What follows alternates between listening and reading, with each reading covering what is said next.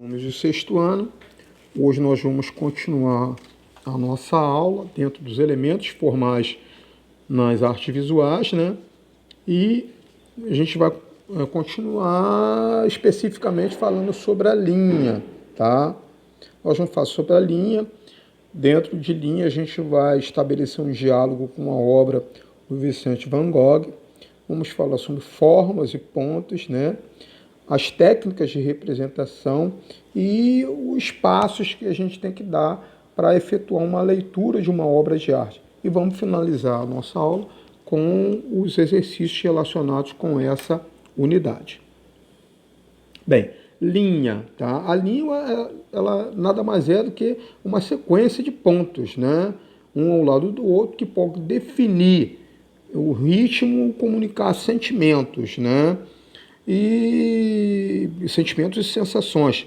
Mas tudo vai depender de como o artista ele faz a projeção dele, tá? Até porque também a linha ela tem algumas peculiaridades e características, né? A linha pode apresentar diferentes espessuras, ela pode ser grossa, ela pode ser fina, ela pode ser contínua, ela pode ser colorida, ela pode ser firme, fraca, ela pode se interromper em determinado trecho, tá?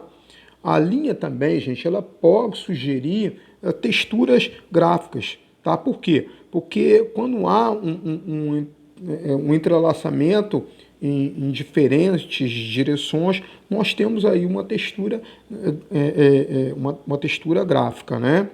Outra coisa que a gente não pode, tá, deixar de saber que uma obra, tá, uma obra de arte, ela é repleta de linhas, tá? Outra coisa que é muito importante, tá, que os artistas, tá, eles exploram, tá, a expressividade deles através do uso da linha, tá? E a obra de arte, elas são repletas, ela tem uma série de linhas. Uma prova disso que a gente colocou como exemplo é a obra Noite Estrelada do Van Gogh, foi pintada em 1889. É uma obra que usa a técnica óleo sobre tela, tem 74 por 92 centímetros, e atualmente essa obra está no Museu de Arte Moderna em Nova York, nos Estados Unidos. Vamos dar uma olhadinha nessa obra, né? O que a gente pode falar sobre ela? A Noite Estrelada, gente, ela é composta por linhas, né? Essas linhas são linhas curvas, quebradas, elas são cheias de pinceladas grossas, né? E essas pinceladas têm um formato de espiral, um formato arredondado, e o ritmo é contínuo. Ele causa o efeito de um movimento que, inclusive, esse movimento ele serve para dar profundidade à tela, né? E esse movimento que tem, né, da noite, tá? Ela é conseguida através justamente, tá, dessa linha em forma espiralada e pela combinação também das cores que ele usou. O amarelo, aqui no caso, ele é utilizado para representar as estrelas, tá? E também a luz da lua que a gente tem aqui no cantinho. Isso tudo dá esse efeito de luminosidade à noite, tá? E quem foi Van Gogh? Olha só, Van Gogh foi um pintor holandês, tá? Ele decidiu a ser pintor quando estava faltando mais ou menos 10 anos para ele morrer, 10 anos antes da morte dele. E nesses 10 anos, ele pintou cerca de 800 telas. E ele não via a arte como uma mercadoria. Então ele não era um pintor conhecido, tá? Ele começou a pintar dentro do expressionismo, né? Do impressionismo, tá? Cores vivas, fortes, e ele permaneceu desconhecido até a morte dele. Só que em 1930 foi feita uma exposição com as obras dele no Museu de Arte Moderna em Nova York, onde essa exposição foi prestigiada por mais de 130 mil pessoas, né? E hoje o Van Gogh ele é tido como um dos maiores mestres, né? Maiores artistas de todos os tempos. Tá? E tem aqui um autorretrato dele, também pintado em 1889, e ali nós temos a forma como ele costumava assinar as suas obras. Sobre forma, gente, tá? A forma é o resultado, tá, da união das linhas e dos pontos, que são dispostos de forma alinhada, tá? A forma básica, tá, da forma é quando acontece um encontro de duas linhas e um ponto que se fecha, tá? Então nós temos vários tipos de linha, tá? Nós temos a forma geométrica e temos a forma orgânica. A forma orgânica é quando acontece dessa linha está representando elementos da natureza, tá? Ou que pode não ter um formato exato. Nós vemos aqui o touro de Pablo Picasso, né? Não tem um formato exatamente de um touro, mas ele representou dentro das linhas aí que ele combinou, ele representou um touro. Já a forma geométrica, tá? As linhas usadas para tecer formas geométricas são as que apresentam os contornos mais rigorosos, né? São retas, curvas, que formam geralmente quadrado, retângulo, círculo, tá? Trabalha mais com esse tipo de formato. O ponto, gente, o que a gente tem para falar sobre o ponto? O ponto ele é o menor elemento do desenho, tá? Ele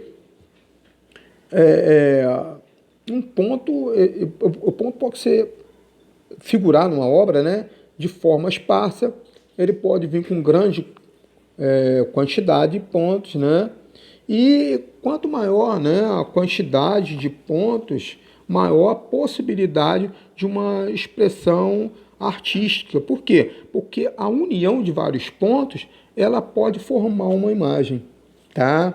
Nós temos o exemplo do pontilhismo, né, que consiste na aplicação de pequenos pontos e combinando ponto com cores, né, pontos de várias cores, e criar um efeito que cria um efeito de difusão das cores, né? Bem, a técnica de representação. Como é que uma obra ela pode vir representada? No caso de um desenho, né, ele consiste, tá, na criação, né, na qual pode ser utilizado ponto, forma, linha, cores, tá, entre outros elementos formais, tá, e ela é sobre um espaço. Esse espaço, no caso aí eu estou tratando, né, de desenho, eu estou tratando de um espaço bidimensional. Isso é o espaço que tem altura e largura, tá? Geralmente eles representam objetos de tamanho menor, menos definido, com a forma de se obter a ideia de profundidade, tá? Ou um pouco mais esfumado, o desenho representado ao fundo, tá? Ou também pode dar uma ilusão através da aproximação ou do afastamento. Tá? Nós temos aqui alguns exemplos de figura bidimensionais. Por que essas figuras que eu coloquei aqui, elas são bidimensionais? Porque elas têm os dois elementos, as duas dimensões, que é a largura e a altura. Tá? Elas não têm ideia de profundidade. Já aqui eu coloquei exemplos de figuras, tá, que tem um formato tridimensional e tem uma também que ela tem uma combinação dessas, né? A gente tem aqui uma obra de design com uma mesa com design moderno. Essa representação, tá? Uma mesa e o autor, né? Ele construiu dessa forma, tá? Uma mesa com um conjunto de cadeiras, né? E nós vemos que a aproximação e o afastamento ela interfere na forma como você vê a obra, tá? Temos ali a residência estudantil, tá? Temos aqui o Cubi 23, né?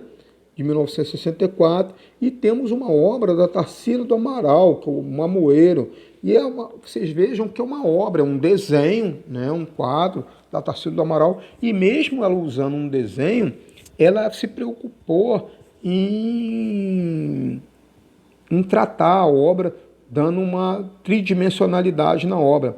Notem que nós temos ali, olha, uma pessoa passando em cima daquela pontezinha, né? A gente tem a noção de que essa pessoa está mais próximo da gente, né? Por quê? Porque ela está maior do que aquelas figuras que estão lá no fundo. Olhem, aquela casa lá nos fundos, ela tem uma porta e ela tem uma janela também. Se você for considerar o tamanho dessa pessoa que está aqui na pontezinha, tá? Com o tamanho daquela porta, ela não passa naquela porta. Ela está maior do que aquela porta. Não, ela não está maior do que aquela porta. Ela está próximo, a porta que está longe. Então dá uma ideia, tá? Essa ideia de profundidade é intencional para quê? Para dar uma ideia de que ela já está longe da casa dela. Tá? Isso é a ideia que a Tarsila do Amaral construiu para dar a profundidade necessária que ela quis dar na obra dela. Bem, para a gente ler uma obra de arte, nós temos que ter o domínio, tá, de alguns passos. Tá? Segundo Robert Williams, tá, o sistema de leitura de uma imagem ela é dividido em seis etapas, 6 categorias. A primeira é você observando em pensamento. Você para em frente a uma obra, tá? E fica olhando aquela obra, tá? Ele fala que essa parte consiste em olhar para a obra e deixar ela falar. Olha. Você fazer uma leitura de uma obra de arte, você tem que ter tempo. Para na frente dela e vê o que você observa, tá? Procurando usufruí-la de maneira satisfatória e prazerosa. Isso é, deixando-a fluir e sensibilizando-se para aquilo que ela expressa por meio de sua linguagem, no caso a linguagem visual, tá? Descrevendo, tá? É relatar cuidadosamente, com atenção, todos os detalhes, aquilo que pode ser observado.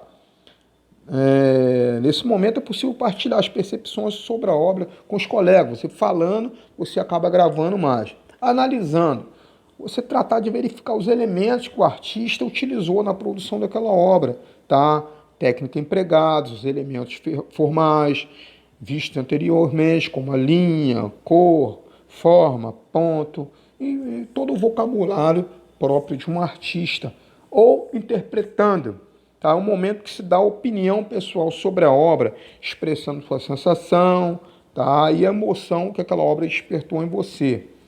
Fundamentando, aí pronto, aí você já está, né, utilizando um certo conhecimento, tá, para falar sobre como você percebeu a elaboração daquela obra. Ou revelando, tá, você expressar artisticamente com base no que você percebeu. Tá? Essas são as formas de você pegar e fazer uma leitura de uma obra de arte. Tá? Bem, relembrando, o ponto é o menor elemento de um desenho. Tá? Só que a união de vários pontos pode formar uma imagem, que nós vimos, né, dentro do... Eu exemplifiquei como o pontilhismo. Tá? Existe técnica para representar em 2 dimensões, tá? A largura e a altura, 3 dimensões, que é o 3D, né? Altura, largura e profundidade, ou de forma mista, você pode combinar essas formas como a gente exemplificou na obra da Tarsila do Amaral. E segundo Robert Williams, né, a leitura de uma obra ela pode ser feita seguindo as seguintes 6 etapas: observando em pensamento, descrevendo, analisando, interpretando, fundamentando e revelando. Bem, então com base nessa aula eu vou pedir a vocês para resolverem, né, solucionar os exercícios do nosso módulo que estão na página 142, 146 a 148. A nossa aula fica por aqui e por hoje é só. Um abraço para vocês.